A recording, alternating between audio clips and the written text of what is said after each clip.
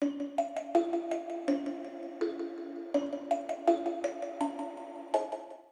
guys, this is Mr. Nightmare here. Today we'll be reading Chapter 11 of Free Me, a Ben John love story. Before we get started, please hit that like button, comment, subscribe to this channel if you guys want more creepypasta and fanfictions out there. Until then, let's get started. Why would you? Alex's face turned cold. His eyes narrowed as he took a step closer, crushing the remains of my cell phone under his boots. This isn't a game, Elizabeth. This is real. Stay away from me, I said, backing away slowly. Alex shook his head and walked over to the sofa. He grabbed a round object and brought it to view. It was a roll of duct tape. It looks like we're going to do this the hard way, he said, unraveling a foot of tape and walked towards me slowly. Panic seeped in as I ran towards the front door. Alex, however, was much quicker than me and blocked my path. Twisting my arms behind my back, I screamed and thrashed around him as he tied the tape around my wrist tightly. Let me go. Somebody, anybody, please help me. But my parents weren't home, and there was no phone, so it was really pointless. What are you planning to do? I demanded, as the pain of the tape around my wrist made me hunch over, as Alex grabbed me by my hair and dragged me towards the back door. Luckily for us, all those years of isolation, I discovered his secret, he said in a drop into an eerie whisper. I know how to destroy him. My eyes widened in fear, and I struggled even harder. Ben, can you hear me? Please help me, I screamed in the top of my voice, hoping somehow Ben could hear me. Alex growled and pulled something out of his leather jacket. It was a pistol. Now, we can't have you calling him. That would mess up everything. Quiet, please. He held the gun backwards and slammed it right behind my temples. My vision went white and red as I slumped to the floor. Alex ripped another piece of tape and covered my mouth with it. Just before I could slip into consciousness, I heard him sigh. I'm sorry, but this was for your own good. You'll thank me later. I woke up on cold concrete. My head and eyes were sore. My throat felt like it was on fire. Adjusting my body, I noticed the tape over my mouth was gone. My wrists and ankles were tied tightly with duct tape. That's when I noticed Alex hovering over me. He was watching me with a happy expression, holding a gray object over my head. Recognize this? He asked. My eyes adjusted and I saw a small gray cartridge in his hands with the word Majora's Mask written in black Sharpie marker. This is where he came from. This is his source. Destroy the object, destroy the ghost. So simple. He grinned and he waved the cartridge teasingly over my face. Leave Ben alone. He's my friend. I won't let you do this. You know nothing about him. He cares for me, I groaned. My breath was shallow. Is that so? Then let's give him a call.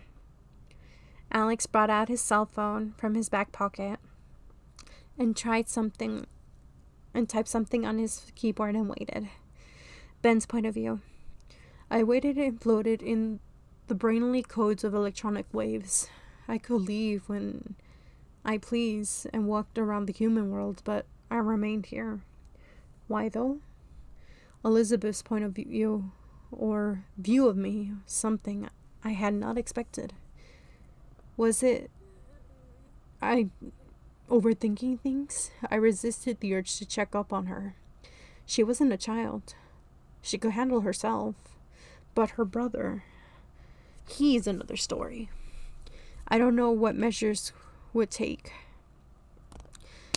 Giving in to my curiosity, I went through the camera of Elizabeth's phone. I could easily keep track about her whereabouts and the GPS, but what surprised me was there was nothing at all, just blackness.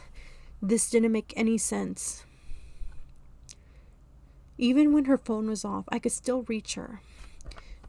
The only way that was possible if she had somehow completely broke her phone, which was unlikely. After meeting me, she carried her phone like a lifeline. Something was wrong, very wrong. I materialized in Elizabeth's living room. It was dark. I created a green glow in the room and searched for her.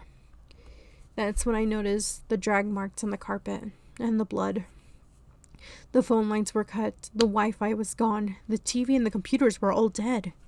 I searched my mind for the nearest source to her and found Alex's phone. That's when I saw the message, just typed for me. "Hello, Ben. If you could read this, you know where to find me."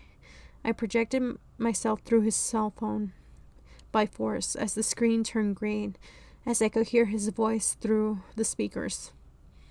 He smiled down at the camera as he knew I was there. He glanced down at someone below. The camera view raised an eyebrow. "Well, it looks like your friend's on the phone. Want to say hi?"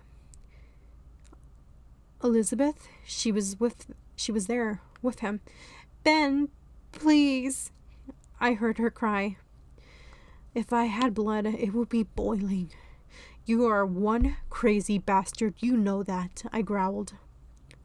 Alex just laughed and turned the camera to face Elizabeth.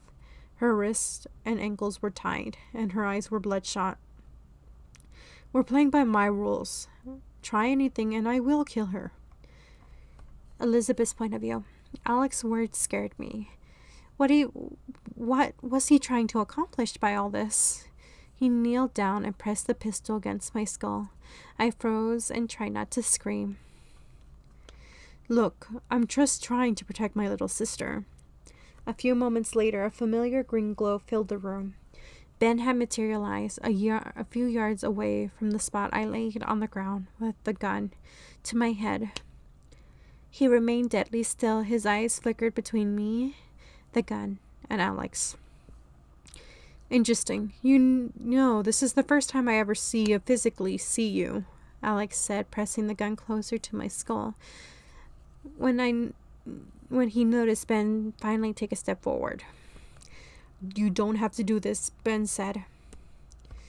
Alex just chuckled. "You know that pleading innocent bullshit isn't going to work for me. I know you brainwashed my sister, but it won't happen with me." "He didn't brainwash me, Alex." I yelped when Alex suddenly grabbed me by my hair and pressed the gun under my chin. "Shut up." And he glanced at Ben and smirked and pulled out the game cartridge from his pocket and held it up to Ben to see and placed it on the ground. I wonder what will happen if I just... In one swift motion, he slammed the back of the gun into the game cartridge and smashing it into pieces. "Oops," he said, shrugging. "No," I screamed. Ben's reaction was immediate. He fell to his knees and held his head in his hands. "What have you done?" he screeched. His eyes were glowing an eerie red. I'm sending you where you belong," Alex said. But what happened next surprises me. Ben suddenly froze and looked up at Alex with the most puzzled expression that I have ever seen. "Sorry, say what now?" he asked.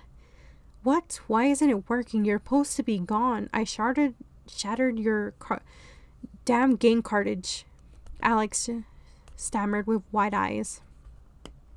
Ben face palmed or gave a deadpan stare. "You know, you are an idiot. That was a copy of the game, by the way, which is nearly impossible to make. Did you really think I'll give you the real game cartridge?" he asked, glaring at Alex inconsolably. My heart filled with relief.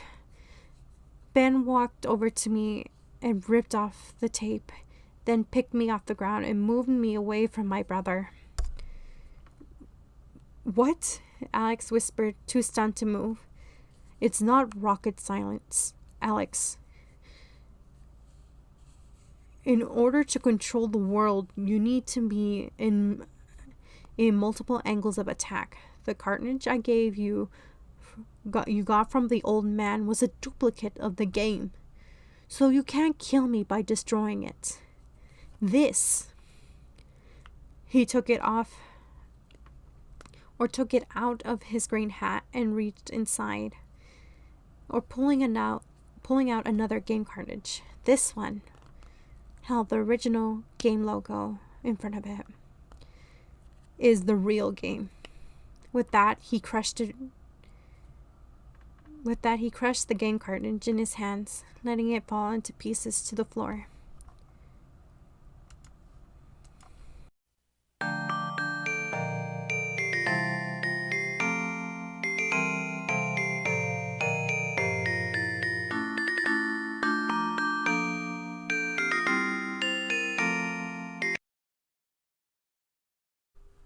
Hey, you made it to the end of the video. I'm glad. If you want more Ben Drowned love stories, check out the playlist that will be popping up soon. Also, if you want any more fanfictions narrations, please check out my other channel, Reading with Blade, which has multiple fanfictions up already. If you are interested in the yaoi experience, check out Tyler O'Connell's channel if you want to go there. But note that channel is only 18 and up. I've been listening to Tyler's stories and I'm addicted to them. Until then, bye guys!